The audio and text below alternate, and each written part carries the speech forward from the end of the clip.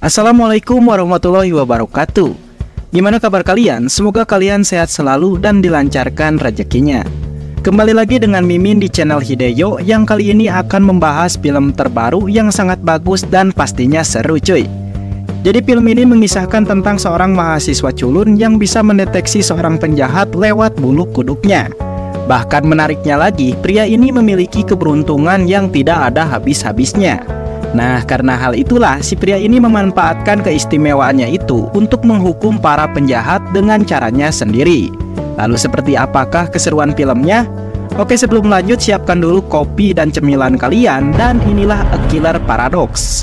Scene flashback-flashbackan sebelum Samhook meninggal, yang dimana saat itu ia sedang curhat kepada seseorang mengenai nasib anaknya yang harus tewas bunuh diri setelah diperkaos si dua berandalan. Lalu Samhook mengatakan kalau ia ingin balas dendam, namun apa daya, ia tidak memiliki keberanian dan tidak pernah membunuh. Mendengar itu si pria misterius akan membantunya, dan ia juga mengajak Samhook untuk bergabung dengan grup telegramnya yang bernama Only for Heroes. Kelangnya lah guys. Lalu siapakah orang tersebut? Karena saya juga tidak tahu.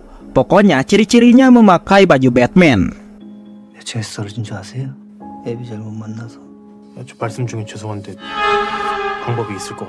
Kemudian scene berpindah ke pusat kota dan kita akan berfokus kepada seorang jaksa yang baru saja selesai mabok amer bersama teman-temannya.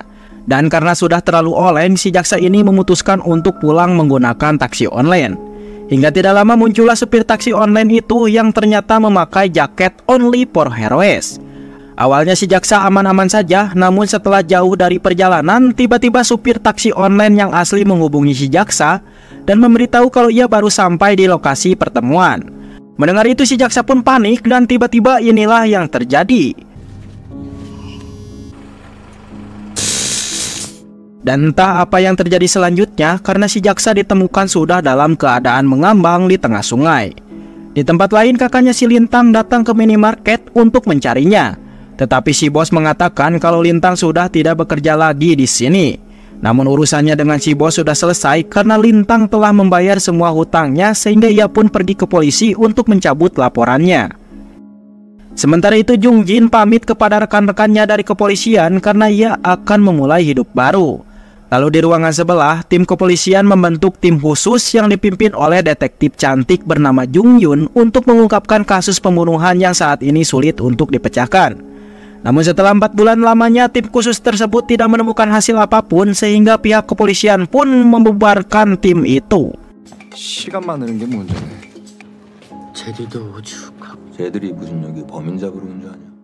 Merasa tidak terima hasil kerjanya disebut formalitas, Jun Yun pun langsung menemui Jang Nan dan menjelaskan mengapa ia masih belum bisa memecahkan kasus ini, yang dimana Jun Yun tidak mau menangkap orang tanpa bukti.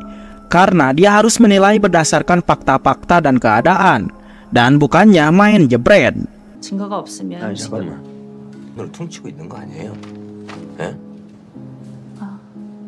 Lalu Jang Nan yang lagi gabut dan tidak tahu harus ngapain, tiba-tiba ia mengajak rekannya untuk pergi menemui seorang ahli IT dan juga orang yang pernah menangkap seorang penjahat menggunakan keahlian IT-nya.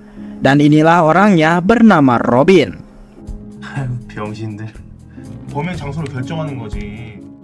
Tidak lama Jang Nan datang dan meminta pendapat kepada Robin mengenai kasus pembunuhan yang saat ini sulit untuk dipecahkan. Di sini Robin sedikit kebingungan karena ia tidak bisa memastikan apakah pembunuhan ini merupakan pembunuhan berantai atau bukan.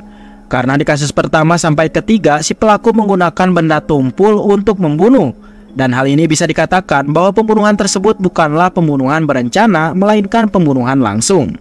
Karena jika berencana, pastinya si pelaku akan menggunakan benda tajam seperti pisau untuk membunuh targetnya. Dan hal ini hanya terjadi pada kasus yang keempat, yang dimana si pelaku menggunakan pisau untuk membunuh korbannya. Yang tidak lain, korbannya adalah si jaksa yang telah terbunuh pada scene awal tadi. Namun menurut si Robin, jaksa itu memang pantas untuk mati karena sepertinya dia bukan jaksa yang baik-baik.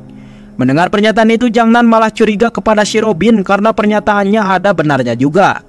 Maka dari itu ia menyuruh pihak kepolisian untuk membawa Robin ke kantor agar diinterogasi. 검찰청 서버 들락거렸지. 영장도 없이 이러시면 안 되죠. Namun sesampainya di kantor, atasan si Jangnan merasa kecewa karena menurutnya Robin ini hanyalah seorang netizen aktif dan gak ada hubungannya dengan kasus pembunuhan ini. Lalu sang atasan meminta Jangnan agar lebih berhati-hati dalam menangkap orang, ditambah lagi dengan dirinya yang sebentar lagi akan pensiun. Jadi intinya dia gak mau meninggalkan tinta buruk bagi kepolisian. Akibat hal itulah Jangnan pun terpaksa harus mengantarkan Robin kembali pulang ke rumahnya.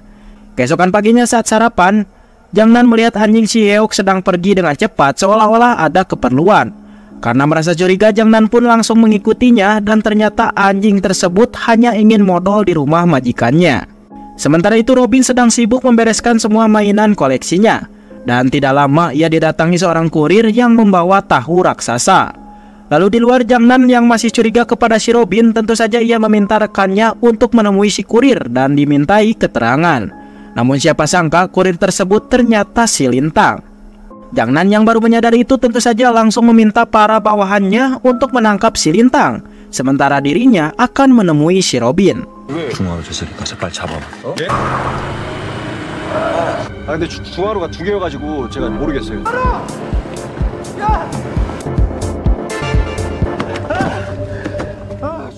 Lalu Jangnan mengajar si Robin dan menyuruhnya mengaku kalau Robin dan Lintang ada hubungannya dengan kasus pembunuhan. Di sini alasan Jangnan bisa curiga seperti itu karena dulunya si Robin Batman ini pernah melindungi seorang penjahat menggunakan keahliannya dalam bidang IT. Namun tiba-tiba Yong Jae datang dan ia salah nangkap orang. Jelas hal ini membuat Jangnan menjadi kesal karena Lintang telah berhasil lolos, ditambah lagi dengan atasannya yang tiba-tiba menelpon dan memberitahu kalau tindakannya yang barusan dilakukan kepada Robin ternyata disiarkan secara langsung di media sosial dan dilihat oleh masyarakat. Lalu ketika dicek, benar saja ternyata kamera-kamera itu telah disembunyikan oleh Robin di setiap sudut. Dan hal ini membuat Jangnan merasa jengkel kepada si Robin karena telah menjebaknya, sehingga ia pun langsung menghajarnya secara brutal.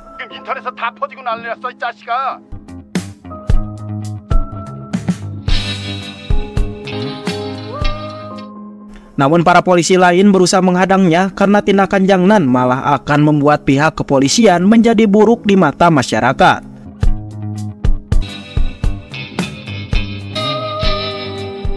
Kemudian terjadilah flashback-flashbackan sebelum peristiwa itu terjadi. Jadi dulunya Lintang ini sengaja menyimpan surat di lemari es karena ia tahu ibunya pasti akan datang untuk mencarinya di kos-kosan.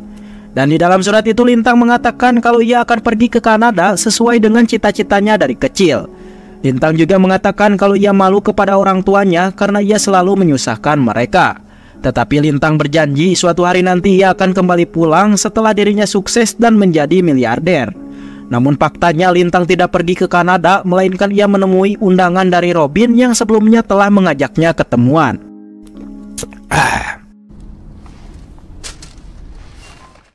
Lalu Robin membawa Lintang ke rumahnya dan memberikan semua berkas-berkas pembunuhan yang telah dilakukan oleh Lintang.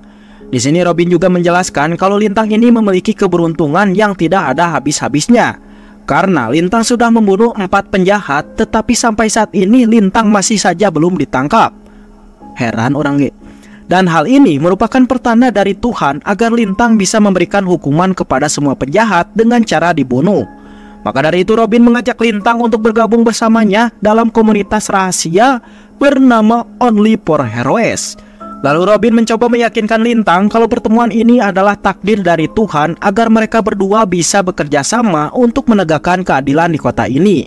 지금 나랑 장난해요? 자, 여부일 모두 인간 말종 쓰레기다. 정의 구현. Lalu Lintang sempat menyinggung 2 anggota lagi dari Only for Heroes yang sekarang tidak ada di sini. Robin pun menjawab kalau yang satunya Lintang pernah bertemu di rumah sakit, yaitu si Samhook. Sementara satunya lagi Lintang tidak boleh tahu apalagi menemuinya. Kemudian kita akan diperlihatkan dengan ruangan rahasia milik si Robin yang berada di balik lemari. Dan ternyata di sana terdapat banyak sekali pisau, gergaji, dan alat-alat lainnya untuk melakukan pembunuhan. Lalu di malam itu Lintang pun ditugaskan si Robin untuk membunuh si jaksa dengan cara menyamar sebagai tukang taksi online.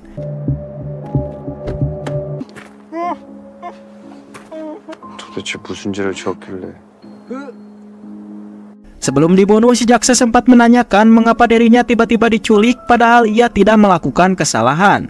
Dan disitulah si Robin muncul sambil meretas HP si jaksa yang ternyata si jaksa ini pernah memperkosa seorang gadis SMA. Jelas hal ini membuat Lintang marah dan ia langsung membunuh si jaksa di saat itu juga.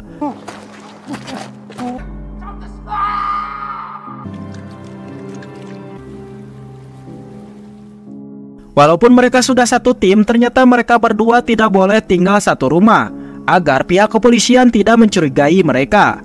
Maka dari itu Lintang akan menjalani kehidupan sebagai tukang kurir sekaligus menjalani misi dari si Robin.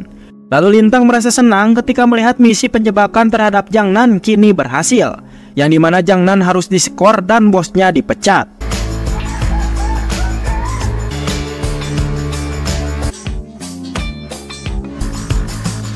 Alhasil Robin dan Lintang menjadi leluasa untuk menjalankan misinya membasmi orang-orang jahat tanpa ada gangguan sama sekali.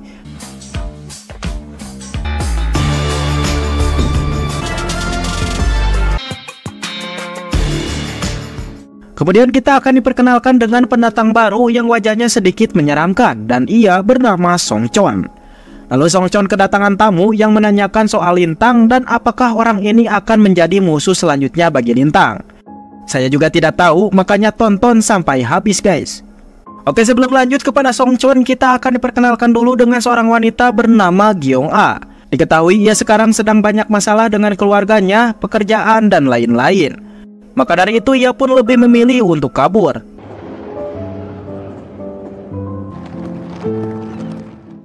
Kembali dengan Robin dan Lintang yang diketahui tinggal berjauhan karena sekarang Lintang tinggal di Busan dan bekerja di sebuah perusahaan. Namun hal itu tidak menjadi masalah karena mereka tetap menjalankan misi pembunuhan terhadap orang-orang jahat, yang dimana Robin sebagai pencari target sementara Lintang bagian eksekusinya. 이탕은 명 순수하고 순수한 선의이자 절대적 정의. Lalu Gyeong A, wanita yang kabur tadi, ternyata kebetulan bekerja di perusahaan yang sama dengan Lintang. Namun sayangnya Gyeong A ini selalu dimarahi oleh karyawan lain karena dirinya lambat untuk beradaptasi dengan pekerjaan ini. Di tempat lain seorang pria bernama Sang Min sedang berduaan dengan pacarnya di kos-kosannya. Dan pastinya kalian pun tahu apa yang akan terjadi selanjutnya, yang dimana mereka berdua pun langsung celepot. Kembali dengan Gyeong A yang lagi-lagi kena marah dari seorang pembeli yang menganggap nota pembeliannya tidak sesuai dengan barang-barang yang telah ia belanja. Namun Lintang yang melihat itu malah merasa ada yang janggal dan dia pun segera pergi keluar untuk mengejar si ibu-ibu tadi sambil mengotori mobilnya dengan puntung rokok. Tentu saja si ibu-ibu itu pun marah dan menyalahkan Lintang karena ada di sebelah mobilnya. Lalu si ibu juga mengancam akan melaporkannya kepada polisi. Namun Lintang tidak takut dan ia malah ngahajakeun. Bahkan dia juga balik mengancam akan melapor balik si ibu karena telah melakukan penipuan dengan motif nota pembelian palsu dan aksi penipuannya itu telah terekam oleh CCTV. Mendengar itu si ibu pun panik dan segera pergi karena tidak mau berurusan dengan Lintang. Malam harinya Gyeong A berterima kasih kepada Lintang karena tadi siang ia telah menegur si ibu-ibu untuk dirinya. Lalu menurut Gyeong A, sifat dan karakter Lintang ini memiliki kesamaan dengannya, yang dimana dirinya terlihat cuek dan sombong padahal sebenarnya ia memperhatikan. 저랑 좀 비슷하신 것 같아요.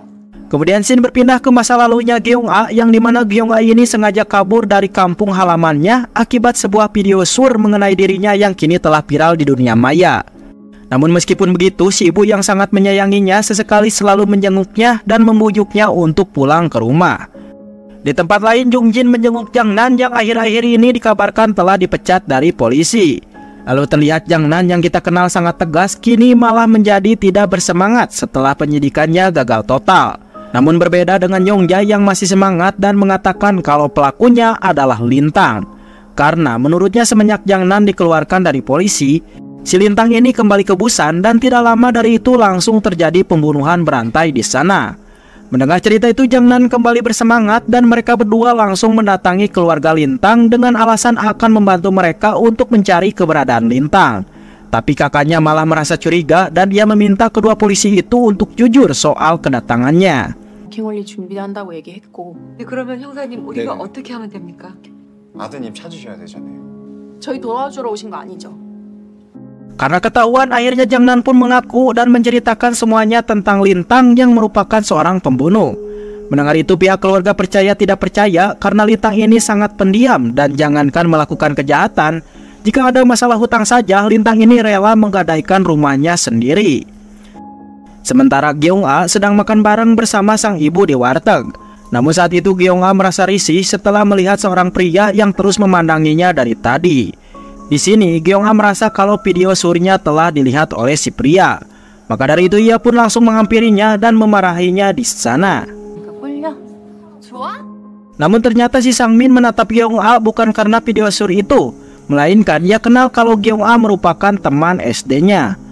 Maka dari itu Gyeong-a pun merasa genok dan langsung meminta maaf sekaligus mengenang masa-masa indah ketika SD. Di tempat lain, si ibu dan kakaknya si Lintang setuju untuk bekerja sama dengan kepolisian untuk mencari keberadaan Lintang. Dengan begitu Jangnan langsung pergi ke Busan untuk meminta bantuan kepada polisi Busan. 형 이름 이탕이라 그랬나? 네. 우리도 지금 현재 최선을 다하고 있습니다. 적극적으로 도와주시면 감사하겠습니다. Sementara Lintang sendiri tengah didatangi oleh arwah si jaksa yang meminta pertanggungjawaban kepada Lintang karena telah membunuhnya. Padahal ia memiliki seorang anak kecil yang harus ia besarkan. Mendengar itu Lintang tidak peduli dan ia malah ingin menghajarnya. Namun sayangnya pukulannya tidak ada yang kena. Dan ternyata kejadian tadi hanya mimpi saja cuy. Kembali lagi kepada si Sang-min yang mengajak Gyeong-a untuk pergi keluar. Dan saat bertemu, si Sang-min ini menceritakan jika ia saat ini sedang mengalami masalah.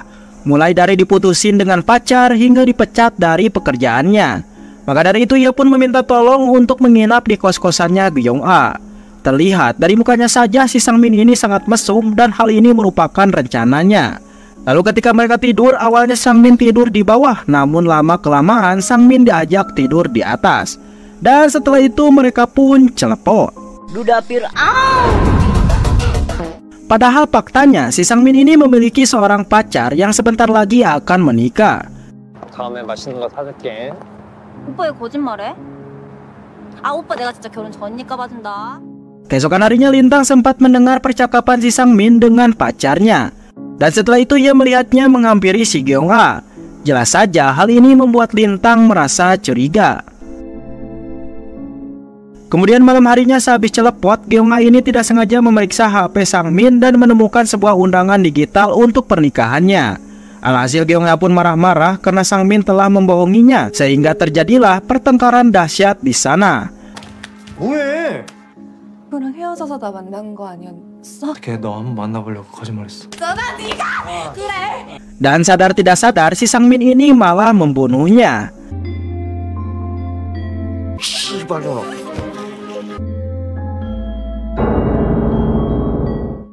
Sementara itu Lintang yang sedang sibuk bekerja tiba-tiba dikejutkan dengan kedatangan Sonchon yang mencarinya. Bersamaan dengan Jangnan yang juga datang dan ingin menangkapnya. Mengetahui itu Lintang pun langsung lari sekencang-kencangnya untuk menghindari mereka. Tapi tiba-tiba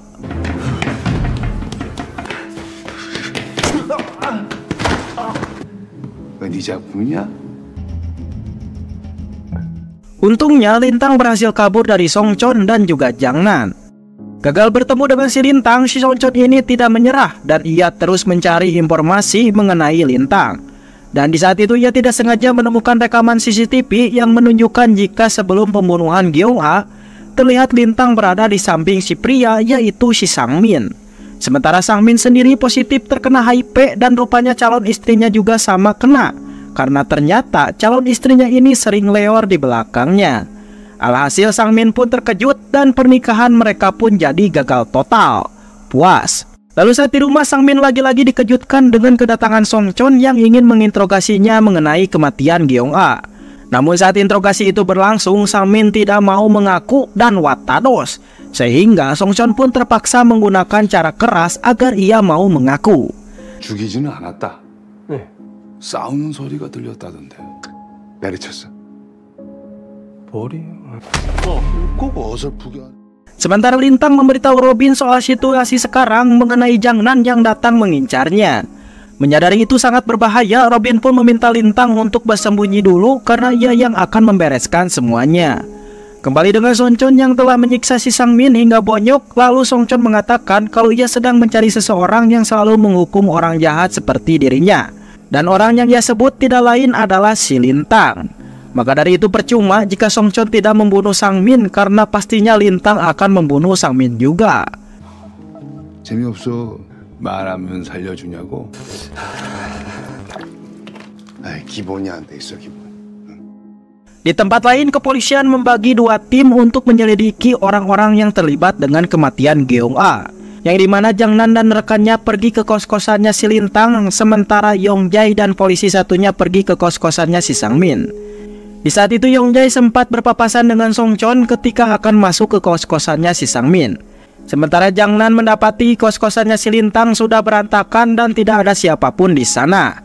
Kembali dengan Yongjai yang mendapatkan nasib buruk yang dimana ketika hendak membuka pintu tiba-tiba ledakan terjadi.